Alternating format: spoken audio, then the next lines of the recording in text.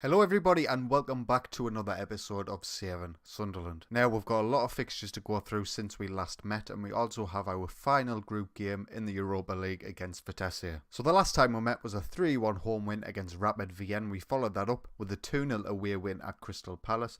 A very professional result.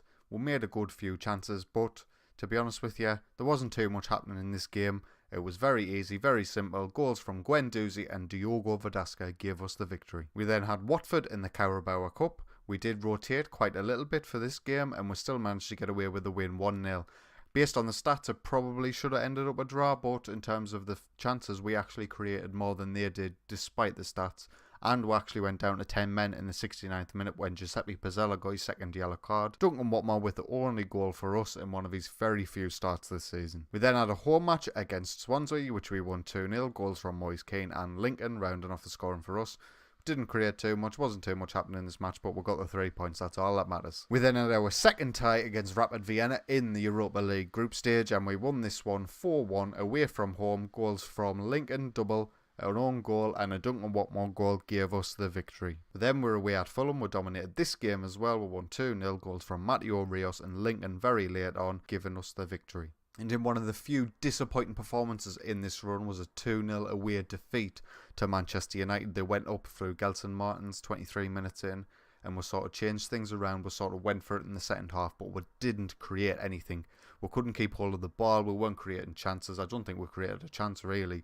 And in the 96th minute, Jose Callahan capitalised on our reckless play and made it 2-0 for Manchester United. We were then at home against Valencia in the Europa League. This was definitely our toughest game in the Europa League so far, but we did manage to pull through with a Moise Keane goal.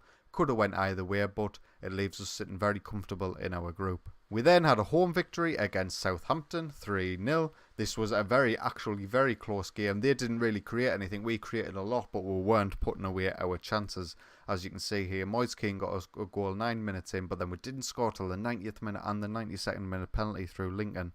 We managed to get the victory, that's all that's important, but we do need to start being better with our chances created. We then had a home tie against Everton, another one where we dominated the match. Cesar Montes getting us a goal in the 45th minute, and then Enzo Cabrera got himself a brace after coming on right wing. Goals in the 71st minute and the 95th minute complete the score, and again another game where we created a lot and it could have been a much higher score. West Ham, what is it about West Ham? We always seem to really struggle against West Ham. We got beat 3-2 away at the London Stadium. Goals from Mamadou Koulibaly and Cesar Montes weren't enough to get us anything from this game. Javier Hernandez got a 92nd minute goal to give them the victory. And after all them games, that leaves us sitting top of the Europa League Group D, 8 points clear from Valencia, so this last game very much means nothing. And it leaves us sitting in second in the Premier League, 10 points behind Manchester United. They are running away with it this season. But we are 8 points clear from 5th place, so we are looking comfortable for a Champions League spot if we can keep this run of form going throughout the season. So this is how we're going to line up against Vitesse. We're going to start with Sam Johnston in goal, one of his very few appearances. Lemos, Diaz and Montes at centre back.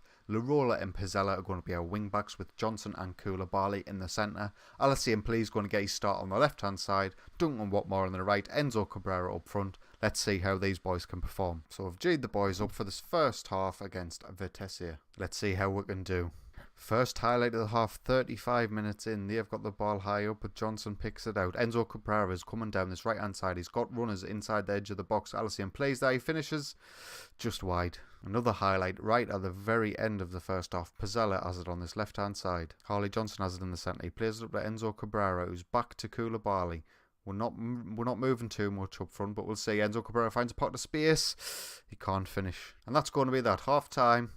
Disappointing to not find ourselves in front, but hopefully the second half will bear fruit. 65 minutes in, absolutely nothing is happening, so I'm going to make some changes. Duncan Watmore is going to come off for Francisco Trincao, and Harley Johnson's going to come off for Guendouzi. We're into the final 10 minutes now, and the first highlight of the second half goes Vitesse as we're able to give the ball away. Ruben Diaz to Koulibaly. Koulibaly has it back now, but he manages to find play on this left-hand side. Pizzella, Koulibaly, can you play it around now to play? Guendouzi's on the edge of the box. He's going to strike it. Oh, what a goal! I have never seen that in Football Manager. Hits the bar, bounces over the line eventually, and we'll make it 1-0. So we'll take a look at this in 3D. I bet you it is a corker.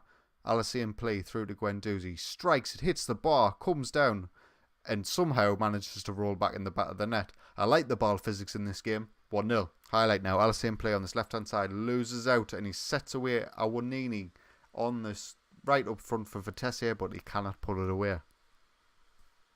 Awani? I have no idea how you say his name. That's going to be that. Full time, 1-0 against Vitesse. We had a lot of shots, but not a lot of chances created, really. So hopefully that doesn't spell well for future matches going forward. I might have to tinker the tactic just a little bit to start discourage the shots that are happening, because we're having a lot of shots, but not a lot of good chances, and that's what's important. So of course, as we already knew, we are going to qualify top of Group D after that match. 18 points, 8 points clear of Valencia in second, which I'm really pleased about, because now we avoid the teams that are falling out of the Champions League. We'll have a quick look at some of the average ratings. Highest average ratings, Lincoln. He's got 16 goals in 18 games now with 8 assists, which is really impressive.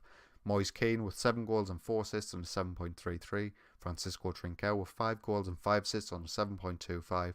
We've sort of seen the average rating level drop a little bit since the last time we had a look at it. Ruben Diaz 7.23, Cesar Montes 7.22, Matteo Rio 7.17, 7.16 for Guendouzi, which is particularly pleasing. We all know he had quite a poor season last season in terms of his average rating, so to see that rise is really good. I've started playing him in the Carrilero role, and he seems to really like that a lot. Enzo Cabrera on a 7.08, which is a good number. Some disappointing ones. Alessandro plays not performing well when he gets a game. Paul Lirola is performing poorly when he gets a game. Mauricio Lemos is performing poorly when he gets a game. But all of these are sort of fringe players who are not starting very often. So you can sort of give him a bit of leeway, particularly with the likes of Alessandro play.